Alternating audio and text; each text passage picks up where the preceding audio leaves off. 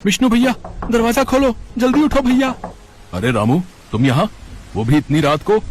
बात क्या है? भैया, आसमान से आफत बरस रही है, पूरी बस्ती में पानी भर गया है, सब बर्बाद हो गया, सबकी जान आफत में है भैया।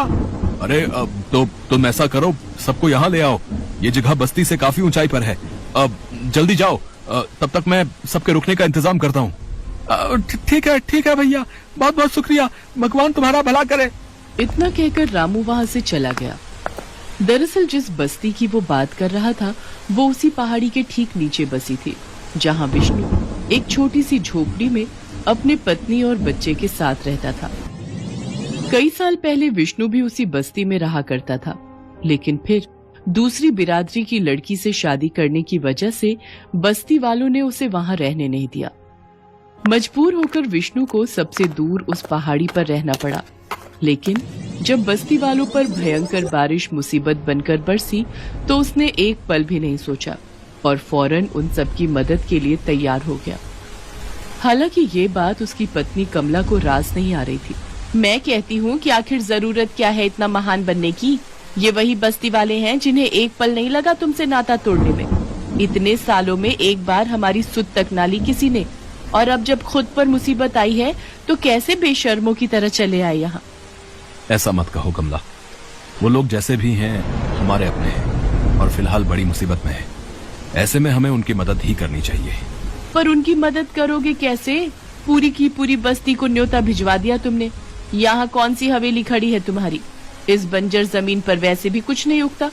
रूखा सूखा खाकर तो खुद का गुजारा चल रहा है, तो उन सबको कहाँ रखोगे? क्या खिलाओगे? कुछ सोचा भी है? सब हो जाएगा कमला, तुम बस अपना मन मजबूत रखो, बाकी सब भगवान पर छोड़ दो। इतना कहकर विष्णु बाहर निकल गया और अपनी झोपड़ी के बाहर जंगली झाड़ियों से एक छत बनाने की कोशिश करने लगा। कुछ ही देर में बस्ती के सभी लोग वहां पर आ गए और विष्णु की मदद से उन सभी को सिर छिपाने की जगह मिल गई। हालांकि इतनी मदद काफी नहीं थी, बारिश एक पल के लिए भी नहीं रुकी और देखते ही देखते पूरी बस्ती पानी के साथ बह गई। ऊंची पहाड़ी पर सिर्फ विष्णु की झोपड़ी ही सही सलामत थी और फिलहाल वही पूरी बस्ती का आसरा थी। कमला, बाहर सबका भूख से बुरा हाल है। अब चलो, मैं तुम्हारी मदद करता हूँ, मिलकर सबके लिए कुछ पका लेते हैं। क्या पकाओगे? चूल्हे पर चढ़ाने के लिए कुछ होना भी तो चाहिए। ये देखो, बस एक मुट्ठी भर दाल चावल पड़े हैं, जो हमारे लिए भी काफी नहीं है। बारिश की वजह से जो फसल बोई थी सारी की सारी बर्बाद हो गई। भगवान जाने अब क्या होगा। उदास होकर विष्णु अपनी झोपड़ी से बाहर आया, लेकिन बाहर भूख से बिलखते बच्चों को देखकर उसकी आंखों में आंसू आ गए। भैया परेशान ना हो, बस ये बारिश थम जाए जरा, फिर सब अपना ठिकाना ढूंढ ही लेंगे। नहीं रामू, ऐसा मत कहो, तुम सब जब तक चाहो यहाँ रह सकते हो। दुख तो इस बात का है कि मैं चाहकर भी तुम लोगों के लिए कुछ नहीं कर पा रहा हूँ। मैं जानता हूँ कि तुम सब भूखे हो और मेरे पास राशन के नाम पर बस ये एक मुट्ठी दाल चावल ही है, बस।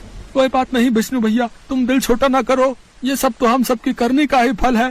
तुम्हारे साथ बहुत गलत किया हम सब ने भैया, लेकिन फिर भी तुमने हमें आसरा दिया, ये क्या कम बड़ी बात है भैया। और भगवान ने चाहा तो फिर से सब ठीक हो जाएगा। रामू की बातों ने विष्णु को बड़ी हिम्मत दी और वो उन मुट्ठी भर दाल और चावलों के साथ सीधा भगवान के पास गया और हाथ जोड़कर प्रार्थना करने लगा। हे भगवान, दया करो, मैं सबकी मदद करना चाहता हूँ, सबका पेट भरना चाहता हूँ मैं, लेकिन इसमें मुझे आपका साथ चाहिए। विष्णु को अब भगवान से ही उम्मीद थी।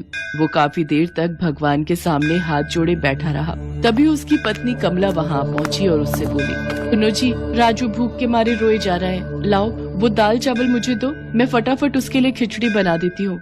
लेकिन कमला। लेकिन क्या जी, इतने से दाल चावल में किसी का कुछ नहीं होगा, कम से कम अपनी औलाद का पेट तो भर लेने दो। कमला की बात मानकर विष्णु ने भगवान के सामने से वो दाल चावल उठाकर उसे दे दिए और फिर कमला ने एक छोटे से बर्तन में उन्हीं मुट्ठी भर दाल चावलों से खिचड़ी पका दी। खिचड़ी पकते ही उसकी खुशबू हर तरफ महकने लगी, जिसने बाहर बैठे सभी लोगों की भूख और बढ़ा दी। बहन, तुमने कुछ पकाया है क्या? मेरे बच्चे कल से भूखे हैं, थोड़ा सा दे दो, भगवान तुम्हारा भला करेगा। नहीं, इसके बच्चे तो अभी कुछ और देर रुक सकते हैं। बहन, तुम थोड़ा सा खाना मुझे दे दो, मेरी बूढ़ी माँ ने 3 दिनों से कुछ नहीं खाया है। ये हाल वहाँ हर किसी का था। हर किसी को अपने परिवार के लिए वो खिचड़ी चाहिए थी, लेकिन कमला अच्छी तरह से जानती थी कि उसे क्या करना है। हमारा हाल भी तुम सबके जैसा ही है। बस मुट्ठी भर दाल चावल थे जिनसे मैंने ये खिचड़ी बनाई है। मेरा बच्चा भूखा है, पहले मैं उसे खिलाऊंगी। बस्ती वालों की हालत देखकर कमला का दिल भी अब पसीजने लगा था, लेकिन वो एक माँ थी, उसे सबसे पहले अपने बच्चे के बारे में सोचना था। उसने अपने बेटे राजू को अपने हाथों से पेट भर खिचड़ी खिलाई और फिर, सुनो जी, राजू ने अच्छे से खा लिया है, थोड़ी सी खिचड़ी बचा कर रखी है मैंने, आ जाओ आकर खा लो। नहीं कमला, ऐसा करो, तुम खा लो, तुम्हें भी तो भूख लगी होगी ना। आप भूखे रहो और मैं खा लूं, ये तो नहीं हो पाएगा मुझसे। ऐसा करो, बाहर से किसी एक बच्चे को ही ले आओ, कम से कम उसका ही पेट भर जाए। विष्णु फौरन अपने साथ एक बच्चे को झोपड़ी के अंदर ले आया। कमला ने उस बच्चे को बड़े ही प्यार से खिचड़ी परोसी।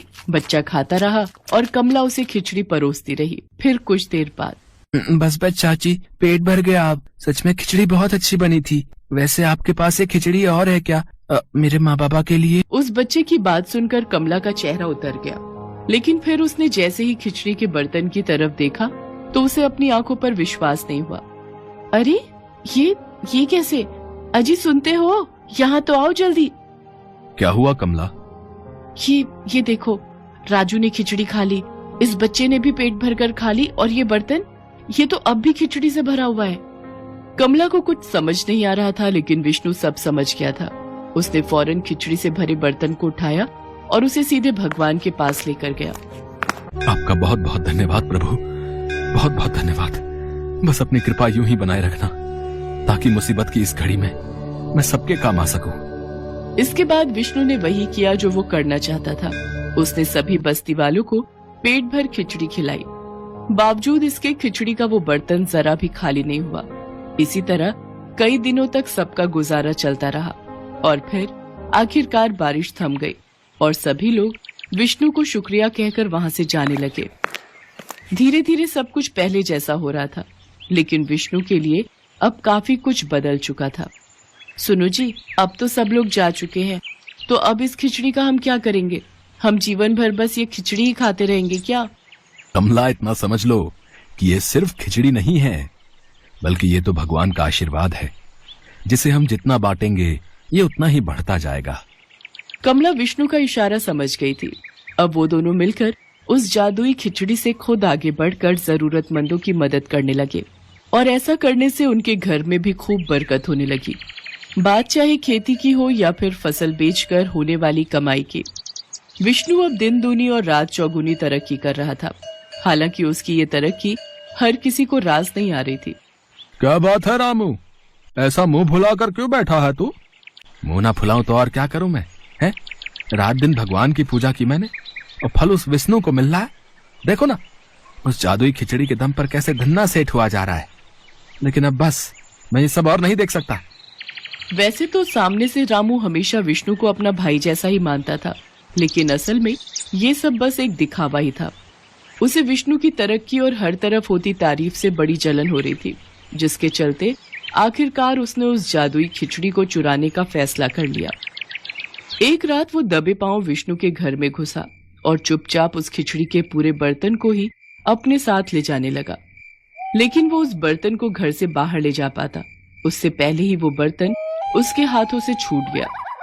बर्तन के गिरने की आवाज से विष्णु और कमला की आंख खुल गई, और ये देखकर रामू बुरी तरह घबरा गया और तुरंत ही वहां से भाग निकला। कमला, क्या हुआ? कैसी आवाज थी वो? पता नहीं जी, यहाँ तो सब ठीक ठाक है, सारे बर्तन अपनी जगह पर ही हैं। अच्छा, और जरा एक बार खिचड़ी का बर्तन खोलकर देखो, उसमें खिचड़ी तो है ना? हाँ, ये तो पूरा भरा हुआ है, बिल्कुल पहले की तरह। कमला की बात सुनकर विष्णु ने एक बार फिर भगवान के सामने सिर झुकाया और फिर वो दोनों चैन की नींद सो गए।